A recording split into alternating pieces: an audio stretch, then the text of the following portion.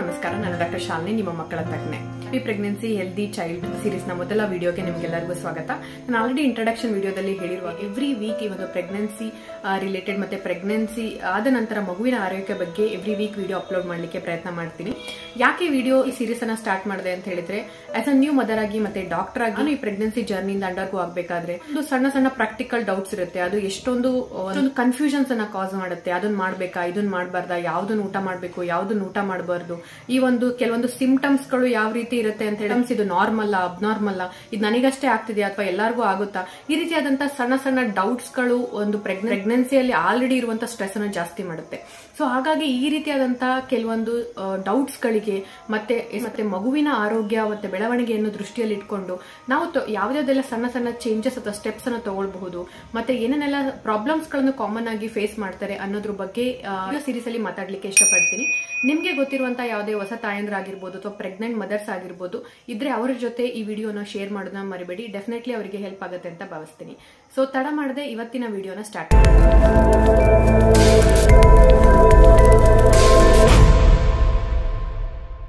Pregnancy ಒಂದು speciality ಅಥವಾ ವಿಚಿತ್ರ ಅಂತಾನೆ ಹೇಳ್ಬೋದು. ಏನಂದ್ರೆ ಯಾವುದೇ ಒಂದು ಫೀಮೇಲ್ ಪ್ರೆಗ್ನೆಂಟ್ ಆಗಿದ್ದಾರೆ ಅಂತ ಗೊತ್ತಾಗೋದು ಆಲ್ಮೋಸ್ಟ್ 1 ಮಂತ್ ಆದ್ಮೇಲೆ ಅಥವಾ ನೆಕ್ಸ್ಟ್ ಪೀರಿಯಡ್ಸ್ ನ ಸ್ಕಿಪ್ ಮಾಡಿದ್ಮೇಲೆ ಅಥವಾ 1.5 ಮಂತ್ ಆದ್ಮೇಲೆ, ಅದು ಪೀರಿಯಡ್ಸ್ ರೆಗ್ಯುಲರ್ ಆಗಿದ್ದಾಗ.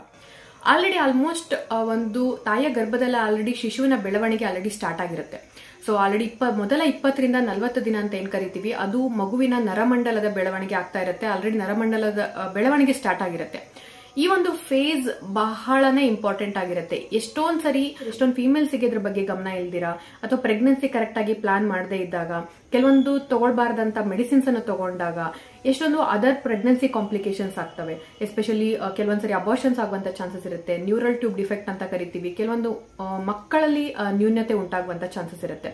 ಸೊ ಹಾಗಾಗಿ ಇವತ್ತಿನ ವಿಡಿಯೋ ಮಿಸ್ಟೇಕ್ಸ್ ಅನ್ನೋದಕ್ಕಿಂತ ಈ ಒಂದು ವಿಷಯಗಳ ಬಗ್ಗೆ ನಾವು ಅವೇರ್ ಆಗಿದ್ರೆ, ಸೊ ಈ ಒಂದು ಪ್ರೆಗ್ನೆನ್ಸಿ ಜರ್ನಿ ಡೆಫಿನೆಟ್ಲಿ ಒಂದು ಆರೋಗ್ಯವಾಗಿರ್ಲಿಕ್ಕೆ, ಹ್ಯಾಪಿ ಆಗಿರ್ಲಿಕ್ಕೆ ಸಾಧ್ಯ, ಮತ್ತೆ ಮಗುವಿನ ಬೆಳವಣಿಗೆ ಕೂಡ ತುಂಬಾ ಚೆನ್ನಾಗಿ ಆಗ್ಲಿಕ್ಕೆ ಸಾಧ್ಯ ಆಗುತ್ತೆ.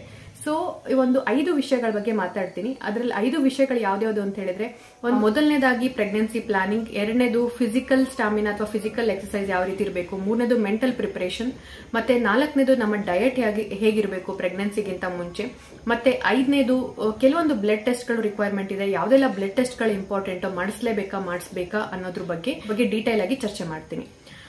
ಪ್ರೆಗ್ನೆನ್ಸಿ ಇವತ್ತು ಪ್ರೆಗ್ನೆಂಟ್ ಅಂತ ಗೊತ್ತಾಗಿ ಎಲ್ಲಾ 360 ಡಿಗ್ರಿ ಲೈಫ್ ಸ್ಟೈಲ್ ನ ಚೇಂಜ್ ಮಾಡೋದು ಒಂದು ಡಿಫಿಕಲ್ಟ್ ಟಾಸ್ಕ್ ಆಗುತ್ತೆ. ಮತ್ತೆ ಎರಡನೇದು ಒಂದು ಬಾಡಿ ಅಡ್ಜಸ್ಟ್ ಆಗ್ಲಿಕ್ಕೆ ಟೈಮ್ ತಗೊಳುತ್ತೆ. ಮತ್ತೆ ಅದರ ಬೆನಿಫಿಟ್ಸ್ ಕೂಡ ಮುಂಚೆನೆ ಪ್ರಿಪರೇಷನ್ ಮಾಡಿದ್ದಕ್ಕಿಂತ ಡೆಫಿನೆಟ್ಲಿ ಸ್ವಲ್ಪ ಕಮ್ಮಿನೇ ಇರುತ್ತೆ. ಸ್ಟೆಪ್ ಅಥವಾ ಫಸ್ಟ್ ವಿಷಯ ಏನಂದ್ರೆ ಪ್ರೆಗ್ನೆನ್ಸಿ ಪ್ಲಾನ್ ಮಾಡೋದು ಮತ್ತೆ ನಿಮ್ಮ ಪೀರಿಯಡ್ಸ್ ಅನ್ನ ಟ್ರ್ಯಾಕ್ ಮಾಡೋದು. ನಾನು ಆಲ್ರೆಡಿ ಹೈಲೈಟ್ ಮಾಡ್ದಂಗೆ ಒಂದು ಪ್ರೆಗ್ನೆನ್ಸಿ ಇವತ್ತು ಪ್ರೆಗ್ನೆಂಟ್ ಅಂತ ಗೊತ್ತಾದಾಗ ಒಂದು ಲೈಫ್ ಸ್ಟೈಲ್ ಅನ್ನ ಕಂಪ್ಲೀಟ್ ಆಗಿ ಚೇಂಜ್ ಮಾಡೋದು ಒಂದು ಕಷ್ಟ ಆಗುತ್ತೆ. ಇನ್ನೊಂದು ವಿಷಯ, ಒಂದು ಪೀರಿಯಡ್ ಸೈಕಲ್ ರೆಗ್ಯುಲರ್ ಆಗಿದ್ರೆ ಓಕೆ, ಬಟ್ ಇರ್ರೆಗ್ಯುಲರ್ ಆಗಿದ್ದಾಗ ಎಷ್ಟೊಂದು ಫೀಮೇಲ್ಸ್ ಗೆ ಅವ್ರು ಪ್ರೆಗ್ನೆಂಟ್ ಆಗಿದ್ದಾರೆ ಅಂತ ಮೇ ಬಿ 3 ತಿಂಗಳಿಗೆ ಅಥವಾ ಎಷ್ಟೊಂದ್ಸರಿ 5 ತಿಂಗಳಿಗೆಲ್ಲ ಗೊತ್ತಾಗುತ್ತೆ. ಸೊ ಆ ಒಂದು ಏನು ಗೋಲ್ಡನ್ ಟೈಮ್ ಅಂತ ಏನ್ ಕರಿತೀವಿ, ಫಸ್ಟ್ ಮಗುವಿನ ಡೆವಲಪ್ಮೆಂಟ್ ಅಥವಾ ಬೆಳವಣಿಗೆ ಏನಾಗ್ತಾ ಇದೆ, ಆ ಘಟ್ಟದಲ್ಲಿ ಬೇಕಾದಂತ ಪೌಷ್ಟಿಕಾಂಶ ಸಿಗೋದಿಲ್ಲ. ಸೊ ಹಾಗಾಗಿ ಮಗುವಿನ ಒಂದು ಬೆಳವಣಿಗೆಯಲ್ಲಿ ಕೆಲವೊಂದು ಕೊರತೆಗಳು ಉಂಟಾಗಬಹುದು, ಅಥವಾ ತಾಯಿಗೆ ಅದು ಸ್ಟ್ರೆಸ್ಫುಲ್ ಆಗ್ಬಹುದು. ನಿಮಗೆ ಆಲ್ಮೋಸ್ಟ್ ನೋಡಿರ್ತೀರಾ, ಎಷ್ಟೊಂದ್ಸರಿ ಪ್ರೆಗ್ನೆನ್ಸಿಯಲ್ಲಿ ಫಸ್ಟ್ 3 ತಿಂಗಳಲ್ಲಿ ಎಷ್ಟೊಂದು ಫೀಮೇಲ್ಸ್ ಗೆ ವಾಮಿಟಿಂಗ್ ಪ್ರಾಬ್ಲಮ್ಸ್ ಇರುತ್ತೆ. ಸೊ ಆಲ್ರೆಡಿ ವಾಮಿಟಿಂಗ್ ಪ್ರಾಬ್ಲಮ್ ಇದೆ, ಸರಿಯಾದ ಪೌಷ್ಟಿಕಾಂಶ ಆಹಾರ ತಗೊಳ್ತಾ ಇಲ್ಲ, ಪ್ಲಾನಿಂಗ್ ಸರಿಯಾಗಿ ಮಾಡಿಲ್ಲ ಅಂತ ಹೇಳಿದ್ರೆ ತಾಯಿಯ ಶರೀರದ ಮೇಲೂ ಕೂಡ ಇದು ಅನ್ಡ್ಯೂಸ್ಡ್ ಅಂತ ಸಾಧ್ಯತೆ ಆಗಿರುತ್ತೆ. ಸೊ ಹಾಗಾಗಿ ದಯವಿಟ್ಟು ನಿಮ್ಮ ಪ್ರೆಗ್ನೆನ್ಸಿಯನ್ನು ಪ್ಲಾನ್ ಮಾಡಿ, ಮತ್ತೆ ಆಲ್ಮೋಸ್ಟ್ ಪ್ರೆಗ್ನೆನ್ಸಿಯನ್ನು ಪ್ಲಾನ್ ಮಾಡಿ ನಿಮ್ಮ ಪೀರಿಯಡ್ಸ್ ಅನ್ನು ಟ್ರ್ಯಾಕ್ ಮಾಡೋದು ಬಹಳ ಇಂಪಾರ್ಟೆಂಟ್. ಸ್ವಲ್ಪ ನಿಮಗೆ ಡೌಟ್ ಇದೆ, ಪೀರಿಯಡ್ಸ್ ಮಿಸ್ ಆಯ್ತು ಅಂದ್ರೆ ಒಂದು ಪ್ರೆಗ್ನೆನ್ಸಿ ಟೆಸ್ಟ್ ಅನ್ನ ಮಾಡ್ಕೊಳ್ಳಿ. ಸ್ವಲ್ಪ ಡೌಟ್ ಇತ್ತು ಅಂದ್ರೆ, ಆದ್ರೂ ಡೌಟ್ ಇದೆ ಅಂತ ಹೇಳಿದ್ರೆ ನಿಮ್ಮ ಡಾಕ್ಟರ್ ನ ಕನ್ಸಲ್ಟ್ ಮಾಡೋದು ಇಂಪಾರ್ಟೆಂಟ್ ಇರುತ್ತೆ. ಪ್ರೆಗ್ನೆನ್ಸಿ ಪ್ಲಾನಿಂಗ್ ಅಲ್ಲಿ ಬರೀ ಪ್ರೆಗ್ನೆನ್ಸಿ ಪ್ಲಾನ್ ಮಾಡೋದಷ್ಟೇ ಅಲ್ಲ, ನಿಮ್ಮ ಸಪೋರ್ಟ್ ಸಿಸ್ಟಮ್ ಯಾರು, ಪ್ರೆಗ್ನೆನ್ಸಿಲಿ ನಿಮ್ ಜೊತೆ ಯಾರು ಇರ್ತಾರೆ, ಮತ್ತೆ ಪ್ರೆಗ್ನೆನ್ಸಿ ಆದ್ಮೇಲೆ ಅಟ್ಲೀಸ್ಟ್ 1 or 2 years ವರೆಗೂ ನಿಮ್ಗೆ ಸಪೋರ್ಟಿವ್ ಸಿಸ್ಟಮ್ ಬೇಕಿರುತ್ತೆ. ಅದನ್ನ ನೀವು ಫಸ್ಟ್ ಡಿಸೈಡ್ ಮಾಡೋದು, ಪ್ಲಾನ್ ಮಾಡೋದು ಬಹಳ ಇಂಪಾರ್ಟೆಂಟ್ ಆಗಿರುತ್ತೆ. ಮತ್ತೆ ಎರಡನೇ ವಿಷಯ, ಫಿಸಿಕಲ್ ಸ್ಟಾಮಿನಾ ಅಥವಾ ಫಿಸಿಕಲ್ ಹೆಲ್ತ್ ಇಂಪಾರ್ಟೆಂಟ್. ಯಾಕೆ ಅಂತ ಹೇಳಿದ್ರೆ ಆಲ್ರೆಡಿ ಪ್ರೆಗ್ನೆನ್ಸಿಯಲ್ಲಿ ಬಾಡಿಯಲ್ಲಿ ತುಂಬಾ ಚೇಂಜಸ್ ಆಗಿರುತ್ತೆ. ಸೊ ಒಂದು 360 ಡಿಗ್ರಿ ಚೇಂಜಸ್ ಆಗುತ್ತೆ ಅಂತಾನೆ ಹೇಳ್ಬೋದು. ಸೊ ಆವಾಗ weight ಗೇನ್ ಆಗ್ತಾ ಇರುತ್ತೆ, ತುಂಬಾನೇ ಅದರ್ ಚೇಂಜಸ್ ಆಗ್ತಾ ಇರುತ್ತೆ. ಸೊ ಇದನ್ನೆಲ್ಲ ಹ್ಯಾಂಡಲ್ ಮಾಡಬೇಕು ಅಂತ ಹೇಳಿದ್ರೆ, ಮತ್ತೆ ಒಂದು ಪ್ರೆಗ್ನೆನ್ಸಿ ಮುಗ್ದಾದ್ಮೇಲೆ ಡೆಲಿವರಿ ಟೈಮಲ್ಲಿ ಮಗು ಹೊರಗಡೆ ಬಂದುವಾಗ ಆ ಒಂದು ಲೇಬರ್ ಪ್ರೊಸೆಸ್ ಏನಿದೆ ಇದೆಲ್ಲನೂ ಬಾಡಿ ಹ್ಯಾಂಡಲ್ ಮಾಡ್ಬೇಕಂತ ಹೇಳಿದ್ರೆ ತುಂಬಾನೇ ಸ್ಟಾಮಿನಾ ಬೇಕಾಗುತ್ತೆ. ಒಂದು ಪ್ರೆಗ್ನೆಂಟ್ ಲೇಡಿ ಆಲ್ರೆಡಿ ಒಂದು ಪ್ರೆಗ್ನೆನ್ಸಿ ಒಂದು ಫಿಸಿಕಲಿ ವೀಕ್ ಫೀಲ್ ಮಾಡಿಸ್ತಾ ಇರುತ್ತೆ. ಒಂದು ಪ್ರೆಗ್ನೆನ್ಸಿ ಆಗಿಂತ ಮುಂಚೆನೆ ಬಾಡಿ ಫ್ಲೆಕ್ಸಿಬಲ್ ಆಗಿಲ್ಲ ಅಥವಾ ಒಂದು ಸ್ಟ್ರೆಂದಿ ಆಗಿಲ್ಲ ಅಂತ ಹೇಳಿದ್ರೆ ಡೆಫಿನೆಟ್ಲಿ ಪ್ರೆಗ್ನೆನ್ಸಿ ಜರ್ನಿ ಸ್ವಲ್ಪ ಕಷ್ಟಕರವಾಗಿರುತ್ತೆ. ಅದಕ್ಕೆ ಆಮೇಲೆ ಮೊದ್ಲಿಂದನೂ ನೀವು ವಾಕಿಂಗ್ ಮಾಡ್ತಾ ಇಲ್ಲ, ಎಕ್ಸರ್ಸೈಸ್ ಮಾಡ್ತಾ ಇಲ್ಲ, ಅದ್ರ ಯಾವುದೇ ಅಭ್ಯಾಸಗಳನ್ನ ರೂಢಿ ಮಾಡ್ಕೊಳ್ಳಿಲ್ಲ ಅಂತ ಹೇಳಿದ್ರೆ ನೀವು ಪ್ರೆಗ್ನೆಂಟ್ ಆದ್ಮೇಲೆ ಡೆಫಿನೆಟ್ಲಿ ಯಾವ ಡಾಕ್ಟರ್ನು ಹೊಸದಾಗಿ ಯೋಗ ಸ್ಟಾರ್ಟ್ ಮಾಡಿ, ಹೊಸದಾಗಿ ಎಕ್ಸರ್ಸೈಸ್ ಮಾಡಿ ಅಂತ ಯಾರು ಕೂಡ ಅಡ್ವೈಸ್ ಮಾಡೋದಿಲ್ಲ. ಸೊ ಹಾಗಾಗಿ ಒಂದು ಪ್ರೆಗ್ನೆನ್ಸಿ ಪ್ಲಾನ್ ಮಾಡೋಕ್ಕಿಂತ ಅಟ್ಲೀಸ್ಟ್ 3 ತಿಂಗಳು ಮುಂಚೆ ಒಂದು ಒಳ್ಳೆ ಹ್ಯಾಬಿಟ್ಸ್ ಅನ್ನ ಇನ್ಕ್ಲೂಡ್ ಮಾಡೋದು, ಎಸ್ಪೆಷಲಿ ಅಟ್ಲೀಸ್ಟ್ ಮಿನಿಮಮ್ ವಾಕಿಂಗ್ ಅನ್ನ ಸ್ಟಾರ್ಟ್ ಮಾಡೋದು ಬಹಳ ಇಂಪಾರ್ಟೆಂಟ್ ಆಗಿರುತ್ತೆ. ಇದು ನಿಮ್ಮ ವೆಯ್ಟ್ ಅನ್ನು ನಿಯಂತ್ರಣದಲ್ಲಿ ಇರಲಿಕ್ಕೆ, ಅನ್ನೆಸರಿ ವೆಯ್ಟ್ ಗೇನ್ ಆಗದೆ ಇರೋದಕ್ಕೆ ಅಥವಾ ನಾರ್ಮಲ್ ಡೆಲಿವರಿ ಸಾಧ್ಯತೆಗಳನ್ನು ಕೂಡ ಜಾಸ್ತಿ ಮಾಡುತ್ತೆ. ಮತ್ತೆ 3ನೇ ವಿಷಯ ಮೆಂಟಲ್ ಪ್ರಿಪರೇಷನ್ ಮತ್ತೆ stress free life. Obviously stress complete ಆಗಿ ಅವಾಯ್ಡ್ ಮಾಡ್ಲಿಕ್ಕಾಗಲ್ಲ, ಬಟ್ ಆಲ್ರೆಡಿ ಮೆಂಟಲಿ ಪ್ಲಾನ್ ಆಗಿರ್ಬೇಕು. ಇದು ತುಂಬಾನೇ ಇಂಪಾರ್ಟೆಂಟ್. ಯಾಕಂತ ಹೇಳಿದ್ರೆ ಪ್ರೆಗ್ನೆನ್ಸಿ ಇವಾಗಿನ ದಿನಗಳಲ್ಲಿ ತುಂಬಾ ಈಸಿಯಾಗಿ ಸ್ಮೂತ್ ಆಗಿರುತ್ತೆ ಅಂತ ಹೇಳಿದ್ರೆ ಎಷ್ಟೊಂದು ಕಾಂಪ್ಲಿಕೇಶನ್ಸ್ ಬರುತ್ತೆ, ಮಗುವಿಗೆ ಸಂಬಂಧಪಟ್ಟಂತ ವಿಷಯಗಳು ನಡೀತಾ ಇರುತ್ತೆ. ಇದು ಅಪ್ಲೈ ಆಗೋದು ಮೇನ್ಲಿ ವರ್ಕಿಂಗ್ ಫಿಮೇಲ್ಸ್ಗೆ. ನೀವು ಆಲ್ರೆಡಿ ಒಂದು ಮದ್ವೆ ಆಯ್ತು, ಪ್ರೆಗ್ನೆನ್ಸಿ ಆಯ್ತು, ನೆಕ್ಸ್ಟ್ ವಾಟ್ ಅಂತ ಕ್ವೆಶನ್ಸ್ ಬಂದ್ಬಿಡುತ್ತೆ. ಇದೊಂದು ಸಡನ್ ಆಗಿ ಶಾಕ್ ತರ ಆಗಬಾರ್ದು. ಯಾಕೆಂತ ಹೇಳಿದ್ರೆ ವರ್ಕ್ ಕಾಂಪ್ರಮೈಸ್ ಆಗುವಂತ ಚಾನ್ಸಸ್ ಇರುತ್ತೆ. ಪ್ರೆಗ್ನೆನ್ಸಿ 9 ತಿಂಗಳು 8 ತಿಂಗಳವರೆಗೂ ನಾವು ಆರಾಮಾಗಿ ವರ್ಕ್ ಮಾಡ್ತೀವಿ, ಅದಾದ್ಮೇಲೆ ಸ್ವಲ್ಪ ರೆಸ್ಟ್ ಮಾಡ್ತೀವಿ, ಮತ್ತೆ ನಾವು ಡ್ಯೂಟಿಗೆ ಜಾಯಿನ್ ಆಗ್ತೀವಿ. ಈ ತರ ಪ್ರೆಗ್ನೆನ್ಸಿ ಇರೋದಿಲ್ಲ. ಯಾಕೆ ಇದನ್ನ ಹೇಳ್ತಿದೀವಿ ಅಂತ ಹೇಳಿದ್ರೆ ಇದು ಪ್ರೆಗ್ನೆನ್ಸಿ ಕೇಳೋದಕ್ಕೆ ತುಂಬಾನೇ ಸಿಂಪಲ್ ವಿಷಯ ಆಗಿರುತ್ತೆ. ನಾವು ಅದಕ್ಕೆ ಪ್ರಿಪರೇಷನ್ ಮಾಡ್ಕೊಂಡಿಲ್ಲ ಅಂದ್ರೆ ಅದು ತುಂಬಾನೇ ಕಷ್ಟ ಕೂಡ ಕೊಡುತ್ತೆ. ಸೊ ಕೆಲವೊಂದ್ಸರಿ ನಿಮ್ಗೆ ಗೊತ್ತಿರಲ್ಲ ಈ ಕಾಂಪ್ಲಿಕೇಶನ್ಸ್ ಬರಬಹುದು ಬರಲ್ಲ ಅಂತ ಹೇಳಿ. ಎಲ್ಲರೂ ಯಾರೋ 8 ತಿಂಗಳವರೆಗೂ ವರ್ಕ್ ಮಾಡಿದಾರೆ ಅಂದ್ರೆ ನೀವು ವರ್ಕ್ ಮಾಡ್ತೀರಾ ಅಂತಿಲ್ಲ. ಇದನ್ನೆಲ್ಲ ನಿಮಗೆ ಎದುರಿಸ್ಬೇಕಂತ ನಾನು ಹೇಳ್ತಾ ಇಲ್ಲ. ಬಟ್ ಆದ್ರೆ ನಾವು ಮೆಂಟಲಿ ಪ್ರಿಪೇರ್ ಆಗಿದ್ದಾಗ ಡೆಫಿನೆಟ್ಲಿ ಏನೇ ಚಾಲೆಂಜಸ್ ಬಂದ್ರು ನಾವು ಫೇಸ್ ಮಾಡುವಂತ ಶಕ್ತಿ ನಮ್ಮಲ್ಲಿರುತ್ತೆ, ಮತ್ತೆ ಅದನ್ನ ಫೇಸ್ ಮಾಡ್ತೀವಿ ಕೂಡ. ಸೊ ನಿಮ್ಮ ವರ್ಕಿಂಗ್ ಕಾಂಪ್ರಮೈಸ್ ಅನ್ನು ನೀವು ನೋಡ್ಕೊಳ್ಬೇಕು, ನಿಮ್ಮ ಫೈನಾನ್ಷಿಯಲ್ ಸ್ಟೇಟಸ್ ಅನ್ನು ನೋಡ್ಕೊಳ್ಬೇಕು. ಪ್ರೆಗ್ನೆನ್ಸಿಗಿಂತ ಮುಂಚೆ ಇಬ್ರು ಕಪಲ್ಸ್ ವರ್ಕ್ ಮಾಡ್ತಿರ್ತಾರೆ, ಅವರ ಕಮಿಟ್ಮೆಂಟ್ಸ್ ಬೇರೆ ಇರುತ್ತೆ. ಪ್ರೆಗ್ನೆನ್ಸಿ ಆದ್ಮೇಲೆ ಒಬ್ರದ್ದು ಫೈನಾನ್ಷಿಯಲ್ ಕಮಿಟ್ಮೆಂಟ್ ಕಮ್ಮಿ ಆಗಿರುತ್ತೆ. ಸೊ ಅದಕ್ಕೆ ನೀವು ರೆಡಿ ಆಗಿರ್ಬೇಕು. ಮತ್ತೆ ಅದಾದ್ಮೇಲೆ ನೀವು ಆಲ್ಮೋಸ್ಟ್ ನೆಕ್ಸ್ಟ್ 6 ಮಂತ್ ಮಗು ಜೊತೆ ಎಕ್ಸ್ಕ್ಲೂಸಿವ್ ಬ್ರೆಸ್ಟ್ ಫೀಡಿಂಗ್ ಮಾಡಬೇಕಿರುತ್ತೆ, ಮಗುಗೆ ಟೈಮ್ ಕೊಡ್ಬೇಕಿರುತ್ತೆ. ಆ ಟೈಮಲ್ಲಿ ನಿಮ್ಮ ವರ್ಕ್ ಕಾಂಪ್ರಮೈಸ್ ಆಗುತ್ತೆ. ನೀವು ಪ್ರೆಗ್ನೆನ್ಸಿಗಿಂತ ಮುಂಚೆ ಸಮಾಜದಲ್ಲಿ ಒಂದು ಐಡೆಂಟಿಟಿ ಇರುತ್ತೆ, ಒಂದು ವರ್ಕ್ ಮಾಡ್ತಿರ್ತೀರಾ, ಸೋ ಅಂಡ್ ಸೋ ಆಗಿ ಇಂಜಿನಿಯರ್ ಆಗೋ ಅಥವಾ ಲಾಯರ್ ಆಗೋ, ಡಾಕ್ಟರ್ ಆಗೋ, ಏನಾಗೋ ವರ್ಕ್ ಮಾಡ್ತಿರ್ತೀರಾ. ಅದಾದ್ಮೇಲೆ ನೀವು ಯು ವಿಲ್ ಓನ್ಲಿ ಬಿಕಮ್ ಆದ್ಮೇಲೆ ನಿಮ್ಮ ಲೈಫ್ 360 ಡಿಗ್ರಿ ಚೇಂಜ್ ಆಗುತ್ತೆ. You will become exclusively mother.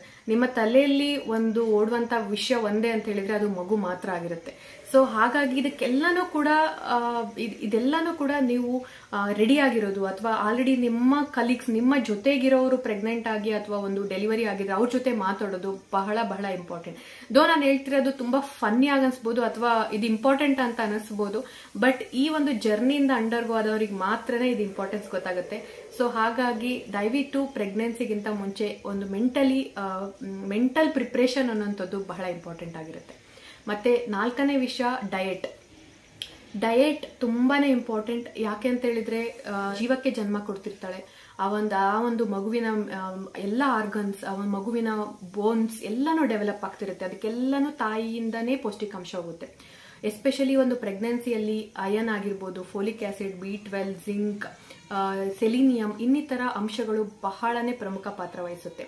ಇದೆಲ್ಲಾನು ಕೂಡ ನೀವು ಪ್ರೆಗ್ನೆಂಟ್ ಅಂತ ಇವತ್ತು ಗೊತ್ತಾದಾಗ ಡಯಟ್ ಅಲ್ಲಿ ಚೇಂಜ್ ಮಾಡ್ಕೊಳ್ಳೋದ್ರಿಂದ ನಿಮ್ಮ ಒಂದು ಹೆಲ್ತ್ ಸ್ಟೇಟಸ್ ಅಥವಾ ನಿಮ್ಮಲ್ಲಿ ಇರುವಂತಹ ಯಾವುದೇ ಪೌಷ್ಟಿಕಾಂಶದ ಕೊರತೆ ದೂರ ಆಗುತ್ತೆ. ಇದು ಮಗುವಿನ ಬೆಳವಣಿಗೆಗೆ ತುಂಬಾ ಸಹಾಯಕಾರಿಯಾಗಿರುತ್ತೆ. ಒಂದು ಜಂಕ್ ಫುಡ್ ಅನ್ನ ಎಕ್ಸ್ಕ್ಲೂಡ್ ಮಾಡೋದು, ಕೆಲವೊಬ್ರು ಆಲ್ಕೋಹಾಲಿಕ್ ಇರ್ತಾರೆ, ಕೆಲವೊಬ್ರು ಆಲ್ಕೋಹಾಲ್ ಕನ್ಸ್ಯೂಮ್ ಮಾಡ್ತಿರ್ತಾರೆ, ಕೆಲವೊಬ್ರು ಸ್ಮೋಕಿಂಗ್ ಹ್ಯಾಬಿಟ್ ಕೂಡ ಇರುತ್ತೆ. ಇದನ್ನೆಲ್ಲ ಇಮಿಡಿಯೇಟ್ಲಿ ನೀವು ಪ್ರೆಗ್ನೆಂಟ್ ಅಂತ ಗೊತ್ತಾದ್ಮೇಲೆ ಚೇಂಜ್ ಮಾಡೋದು ತುಂಬಾ ಡಿಫಿಕಲ್ಟ್ ಆಗಿರುತ್ತೆ. ಮತ್ತೆ ನಾನು ಆಲ್ರೆಡಿ ಹೇಳ್ದಾರಾಗೆ ಟೈಮ್ ಕೂಡ ಡಿಲೇ ಆಗಿರುತ್ತೆ. ಸೊ ಹಾಗಾಗಿ ಕರೆಕ್ಟ್ ಪ್ಲಾನಿಂಗ್ ಅನ್ನು ಮಾಡಿದಾಗ, ಎಸ್ಪೆಷಲಿ 3 ಮಂತ್ಸ್ಗಿಂತ ಮುಂಚೆ ನಿಮ್ಮ ಡಯಟ್ ಅನ್ನು ಚೇಂಜ್ ಮಾಡ್ಕೊಂಡಾಗ, ನಿಮ್ಮ ಫಿಸಿಕಲ್ ಸ್ಟಾಮಿನಾವನ್ನು ಬಿಲ್ಡ್ ಮಾಡಿದಾಗ ನಿಮಗೆ ತುಂಬಾನೇ ಬೆನಿಫಿಷಿಯಲ್ ಆಗಿರುತ್ತೆ. ಪ್ರೆಗ್ನೆನ್ಸಿ ಜರ್ನಿಯನ್ನು ಸ್ಮೂತ್ ಮಾಡಲಿಕ್ಕೆ ಮತ್ತು ಮಗುವಿನ ಬೆಳವಣಿಗೆಗೂ ಕೂಡ ತುಂಬಾನೇ ಬೆನಿಫಿಷಿಯಲ್ ಆಗಿರುತ್ತೆ. ಮತ್ತೆ ಈ ಕೆಲವೊಂದು ಬ್ಲಡ್ ಟೆಸ್ಟ್ ಗಳನ್ನ ಪ್ರಿಯರ್ ಆಗಿ ಮಾಡಿಸೋದು, ಎಸ್ಪೆಷಲಿ ಐ ರಿಸ್ಕ್ ಇದ್ರೆ, ಏಜ್ ಜಾಸ್ತಿ ಇದ್ರೆ ಅಥವಾ ಪ್ರಿಯರ್ ಏನಾದ್ರೂ ಮೆಡಿಕಲ್ ಕಾಂಪ್ಲಿಕೇಶನ್ಸ್ ಇದ್ರೆ, ಎಸ್ಪೆಷಲಿ ಥೈರಾಯ್ಡ್ ಟೆಸ್ಟ್ ಆಗಿರ್ಬೋದು. ರಕ್ತಹೀನತೆ ನಮ್ಮ ಇಂಡಿಯಾದಲ್ಲಿ, ನಮ್ಮ ಭಾರತ ದೇಶದಲ್ಲಿ ರಕ್ತಹೀನತೆ ತುಂಬಾ ಕಾಮನ್ ಆಗಿದೆ. ಸೊ ಹಾಗಾಗಿ ಹಿಮೋಗ್ಲೋಬಿನ್ ಅನ್ನು ಚೆಕ್ ಮಾಡಿಸುವಂಥದ್ದು ಅಥವಾ ಶುಗರ್ನ ಚೆಕ್ ಮಾಡಿಸುವಂಥದ್ದು ಇದು ಬಹಳನೇ ಇಂಪಾರ್ಟೆಂಟ್ ಆಗಿರುತ್ತೆ. ಅಟ್ಲೀಸ್ಟ್ ಈ 3 ಇಂಪಾರ್ಟೆಂಟ್ ಟೆಸ್ಟ್. ಥೈರಾಯ್ಡ್ ಅನ್ನುವಂಥದ್ದು ಮಗುವಿನ ಮೆದುಳಿನ ಬೆಳವಣಿಗೆಗೆ ಬಹಳ ಸಹಾಯಕಾರಿಯಾಗಿರುತ್ತೆ. ಸೊ ಎಷ್ಟೊಂದು ಫೀಮೇಲ್ಸ್ಗೆ ಪ್ರೆಗ್ನೆಂಟ್ ಆದ್ಮೇಲೆ ಗೊತ್ತಾಗುತ್ತೆ ಅವರು ಥೈರಾಯ್ಡ್ ಪ್ರಾಬ್ಲಮ್ ಇತ್ತು ಅಂತ ಹೇಳಿ, ಅಥವಾ ಪ್ರೆಗ್ನೆನ್ಸಿಯಲ್ಲಿ ಕೆಲವೊಂದು ಫೀಮೇಲ್ಸ್ ಫೇಸ್ ಮಾಡ್ತಾರೆ, ಅದು ಬೇರೆ ವಿಷಯ. ಸೊ ಆದ್ರೆ ಪ್ರೆಗ್ನೆನ್ಸಿಗಿಂತ ಮುಂಚೆ ಅಟ್ಲೀಸ್ಟ್ ಈ 3 ವಿಷಯದ ಬಗ್ಗೆ, ಈ ಒಂದು 3 ಪ್ರಾಬ್ಲಮ್ಸ್ಗಳ ಏನಾದರೂ ಇತ್ತಂದ್ರೆ ಅದಕ್ಕೆ ಸರಿಯಾಗಿ ಟ್ರೀಟ್ಮೆಂಟ್ ಸ್ಟಾರ್ಟ್ ಮಾಡೋದು ಹೆಲ್ದಿ ಪ್ರೆಗ್ನೆನ್ಸಿಗೆ ತುಂಬಾನೇ ಸಹಾಯಕಾರಿಯಾಗಿರುತ್ತೆ. ಸೊ ಮುಂಬರುವಂತ ವಿಡಿಯೋಗಳಲ್ಲಿ ಡಯಟ್ ಬಗ್ಗೆ ಅಥವಾ ಇನ್ನಿತರ ಕೆಲವೊಂದು ಯಾವ್ದಾದ್ರು ಮೆಡಿಸಿನ್ಸ್ ತಗೊಳ್ಬಾರ್ದು, ಇನ್ನಿತರ ವಿಷಯದ ಬಗ್ಗೆ ಡೀಟೇಲ್ ಆಗಿ ಚರ್ಚೆ ಮಾಡ್ಲಿಕ್ಕೆ ಇಷ್ಟಪಡ್ತೀನಿ. ನೀವು ಪ್ರೆಗ್ನೆಂಟ್ ಆಗಿದ್ರೆ ಅಥವಾ ಪ್ರೆಗ್ನೆನ್ಸಿ ಪ್ಲಾನ್ ಮಾಡ್ತಾ ಇದ್ರೆ, ಏನಾದರೂ ಪ್ರಾಬ್ಲಮ್ಸ್ ನೀವು ಫೇಸ್ ಮಾಡ್ತಾ ಇದ್ರೆ ಅದನ್ನ ಕಮೆಂಟಿನ ಮೂಲಕ ತಿಳಿಸಿ. ಮುಂದಿನ ವಿಡಿಯೋಗಳಲ್ಲಿ ಅದರ ಬಗ್ಗೆ ಚರ್ಚೆ ಮಾಡ್ಲಿಕ್ಕೆ ಇಷ್ಟಪಡ್ತೀನಿ. ಹೋಪ್ ಈ ವಿಡಿಯೋ ನಿಮಗೆ ಹೆಲ್ಪ್ ಆಗುತ್ತೆ ಅಂತ ಭಾವಿಸ್ತೀನಿ. Thanks for watching. Happy parenting.